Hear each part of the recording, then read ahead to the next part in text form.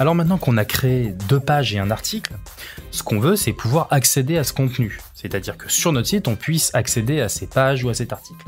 Pour les articles, c'est moins compliqué puisque, par défaut, la page d'accueil de notre thème affiche les derniers articles du blog. Donc on a bien l'article qu'on a créé. Par contre, pour les pages, c'est plus problématique. On a besoin d'un menu.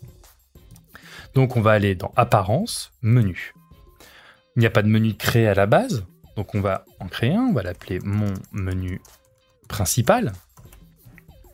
Créer le menu. Et ce menu, il a besoin de savoir où il doit s'afficher. Donc il y a 2 façons d'insérer des menus sur un site. La première façon, c'est via ce qu'on appelle des widgets. Il y a un widget menu, on va venir sélectionner le menu qu'on va charger et on va placer ce widget dans un emplacement de widget. Les emplacements de widgets sont aussi dépendants du thème. L'autre façon de charger un menu dans un site, dans une structure de thème, c'est d'utiliser les emplacements du thème. Donc c'est quand le web designer a conçu le thème, il a dit je veux qu'à tel endroit du site, on puisse y charger un menu. C'est pas vous qui choisissez, c'est le développeur. Donc là, on voit qu'on a 2 emplacements qui ont été mis à disposition par le web designer qui a créé le thème de WordPress par défaut. Et donc, nous, on va suggérer que c'est le menu principal qui nous convient.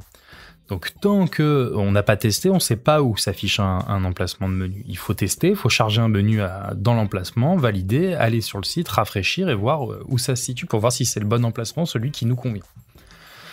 Donc, j'enregistre. Maintenant, si je retourne sur mon site et que je rafraîchis, ça ne me donnera toujours pas de menu. Pourquoi ? Parce que dans mon menu, je n'ai pas de bouton. Donc, je n'ai pas précisé des nouveaux liens vers des contenus spécifiques de mon site. Donc, c'est dans la colonne de gauche où sont classés les différents contenus disponibles. Je peux faire des boutons de menu qui pointent vers des pages. Donc, je déploie ici, je vais choisir par exemple la page mention légale, j'ajoute au menu, paf, on la voit ici. Un article par exemple, donc je vais faire un lien vers l'article bonjour tout le monde, et puis je vais faire un lien personnalisé. Donc, je vais vous montrer le cas particulier de la page d'accueil où il suffit de mettre un slash et de mettre le nom accueil pour préciser. Voilà. Mais ça pourrait être un lien vers http://google.fr et je vais l'appeler Google. Voilà. Donc là, je suis bien censé avoir un menu qui dispose de 4 boutons. J'enregistre et à présent, si je rafraîchis, hop, je vois bien mon menu. Alors vous voyez qu'il met en gras la page sur laquelle il est situé. Maintenant, ça serait plus logique que le bouton accueil soit tout en haut. Donc, qu'à cela ne tienne, je prends et je le glisse tout en haut. J'enregistre. Voilà. Je reviens, je rafraîchis. L'ordre a bien été pris en considération. Et puis maintenant, ça n'a pas de sens, mais je voudrais que Google soit un élément enfant de mention légale. Pas de souci, je maintiens cliqué et je viens le glisser. Vous voyez que derrière il y a un rectangle en pointillé qui vient s'ajuster. Si je le mets au 2e cran, hop, ça devient un sous-élément de mention légale. J'enregistre, je rafraîchis, voilà. Et on voit un petit triangle. Si on clique dessus, on a bien notre bouton qui s'affiche. Donc maintenant, juste pour l'exemple, je vais cliquer sur mention légale.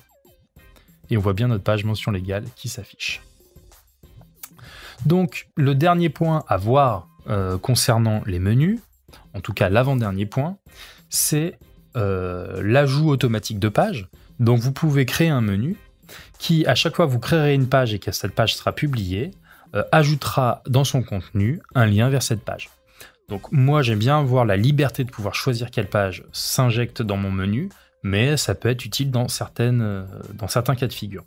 Le tout dernier point, il s'agit de gérer les emplacements. Donc c'est ni plus ni moins que vous avez la liste des emplacements disponibles sur votre thème et de venir chercher le menu. C'est une façon inverse, si vous voulez, de venir attribuer à un emplacement un menu.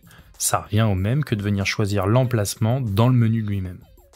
Donc voilà, c'est tout pour les menus. Il n'y a pas grand-chose d'autre à savoir. En tout cas, sur l'aspect, on va dire, débutant de la gestion du WordPress. Et je vais vous donner rendez-vous dans la vidéo suivante.